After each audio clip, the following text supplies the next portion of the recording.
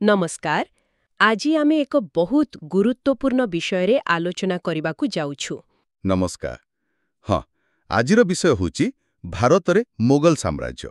एहार आरंभ केमिति हेला, केमिति एहा विकास कला, से सबु विषय आमे आजी गभीर भावे देखिबा। आम पाखरे जो ऐतिहासिक तथ्य अछि से आधार आमे एही पूरा यात्रा को बुझिबाकू चाहंतु आरंभ करिबा। अच्छा, प्रथमे कुहंतु 16 शताब्दी आरंभरे माने जेतेबेले बाबर भारत आसिले सेतेबेले एठी परिस्थिति केमिति थिला? देखंतु से समय रे भारत राजनीतिक भावे एक प्रकार भांगी जाइथिला। माने कौनसी केंद्रीय शक्ति नथिला। थिला दिल्ली सुल्तानी थिला, किंतु लोदी वंश बेळुकु ताहा बहुत दुर्बल होई जाइथिला। आउ सारा देशरे अनेक छोटो छोटो राज्य और सेमानक भितरे एकता तो आदु सुजोग नेले बाबर। हाँ, जाहिर उद्दीन मोहम्मद बाबर। बाबर माने बाघो। तांको परिवार भी तो बहुत प्रभावशाली थिला ना, तैमूर और चेंगिस खान को वंशधर। हाँ, पितृपक्षरु तैमूर और मातृपक्षरु चेंगिस खान।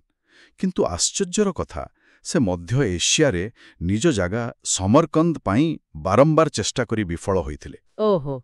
तापरे जाई तांको नजर पड़िला भारत उपरे। एठिकार धन संपद तो गोटे कारण थिला। आउ सुना जाए दिल्लीर किछि लोक भी तांको डाकिथिले। एकदम सेतेबेळर सुल्तान इब्राहिम लोधींकर किछि असंतुष्ट अधिकारी संपर्कीय सेमाने भी बाबरंकु आसिबाकू निमंत्रण पठैदिले। लोधी सेतेबेळकू निज लोकंकर भरोसा हराई सारिथिले। आउ तापरे आसिला सेही प्रसिद्ध युद्ध 1526 प्रथम पानीपथ युद्ध। हाँ, पानीपत। एई युद्धरे बाबरंक सेना संख्यारे कम थिले भी तांको रणकौशल बहुत आगरे थिला। विशेष करी से तोपर व्यवहार नुए की? निश्चय, तोप और बंधुकर सठिक व्यवहार। लोदींक पाखरे विशाल सेना थिला, किंतु पुराना कालिया युद्ध प्रणाली फलरे लोदी हारिले आउ मोले। हाँ, युद्ध क्षेत्र रे ही तांको मृत्यु हैला। यहाँ परे बाबर दिल्ली आउ आग्रा दखल कले। आउ सबुठु तांको पई रास्ता पूरा सफा नथिला। आगोकू राजपूत माने थिले, विशेष करी राणा सांगा। हाँ, मेवारर राणा सांगा से समयर जने बहुत शक्तिशाली राजपूत शासक। से बाबरंकु विदेशी आक्रमणकारी भाबुथिले आउ भारतर तड़िबाकू चाहुथिले। तापरे हेला खानवा युद्ध 1537 रे। ठीक। आउ ए युद्ध पानीपतठू भी अधिक कष्टकर थिला बाबरंक पई। राजपूत माने बहुत वीरत्वर सह लढिले। एठी भी बाबरंक रणकौशल काम देला। हाँ, रणकौशल सांगकू कुहा जाए से निज सैनिकंक मनोबल बढ़ाइबा पई एहाकू एक धर्मयुद्ध बा जिहादर रूप देइथिले। आउ पुणी सही तोपखाना जहा राजपूतंक पाखरे नथिला। हाँ, फड़रे राणा सांगांक परी एते वीर युद्ध भी हारिगले। यहाँ पर उत्तर भारत रे बाबरंक स्थिति बहुत मजबूत होइगला। राजपूत शक्ति भी कमीगला बोधे? किछि मात्रा रे तो निश्चित। अच्छा, बाबर खाली योद्धा नथिले, से जणे लेखक भी थिले। तांको आत्मजीवनी बाबरनामा। हाँ, तुजुक ई बाबरी जहाकू परे बाबरनामा कुहागला। से निजे तांको मातृभाषा चगताई तुर्की रे लेखिथिले। तांको परे आसिले तांको बड़ पुओ हुमायून, नसीर उद्दीन मोहम्मद हुमायून। किंतु तांको कहानी टिके अलगा।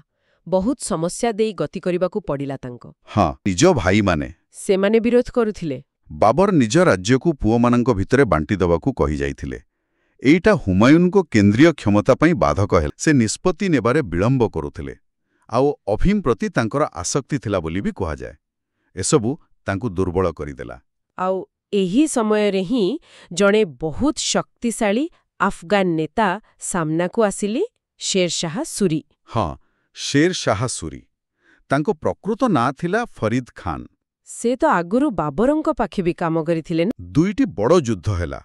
चौसा युद्ध 1548 रे आउ कनौज युद्ध 1540 रे। दुईटी जाकरे हुमायून हारिगले। हाँ, कनौज युद्ध बेले प्रबल वर्षा हेउथिला बोली कुहा जाए।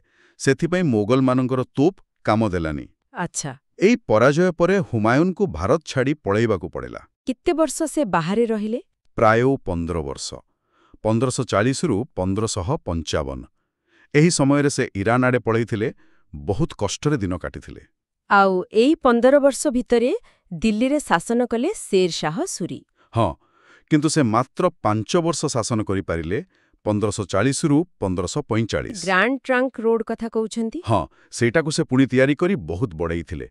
ଆଉ ତା ଛଡ଼ା ସାରା ରାସ୍ତାରେ ଯାତ୍ରୀମାନଙ୍କ ପାଇଁ ସରାଇ ବା ପାନ୍ଥଶାଳା ତିଆରି କରିଥିଲେ। ସେଇ ସରାଇଗୁଡ଼ିକ ଖାଲି ରହିବା ପାଇଁ ହିଁ ନଥିଲା, କିନ୍ତୁ 1545ରେ ଗୋଟେ ଦୁର୍ଘଟଣାରେ ତାଙ୍କ ମୃତ୍ୟୁ ହୋଇଗଲା। ହଁ, ଗୋଟେ ବାରୁଦ ବିସ୍ଫୋରଣରେ। ତାଙ୍କ ପରେ ତାଙ୍କ ବଂଶ ଦୁର୍ବଳ ହୋଇଗଲା। ହଁ, ତାଙ୍କ ପୁଅମାନେ ସେତେ ଯୋଗ୍ୟ ନଥିଲେ, ନିଜ ନିଜ ଭିତରେ ଲଢ଼େଇ କଲେ।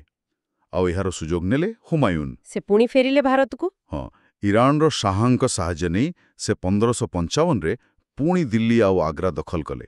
ମୋଗଲ ସାମ୍ରାଜ୍ୟ ପୁଣି ଥରେ ପ୍ରତିଷ୍ଠା ହେଲା। କିନ୍ତୁ ଦୁର୍ଭାଗ୍ୟ ତାଙ୍କ ପିଛା ଛାଡ଼ିଲାନି। ନା, ଫେରିବାର ମାତ୍ର କେଇଟା ମାସ ପରେ 1556 ଜାନୁଆରୀରେ ସେ ଦିଲ୍ଲୀରେ ତାଙ୍କ ପାଠାଗାରର ସିଡ଼ିରୁ ଗୋଡ଼ ଖସି ପଡ଼ିଗଲେ। ଆଉ ସେଇଥିରେ ତାଙ୍କ ମୃତ୍ୟୁ ହେଲା।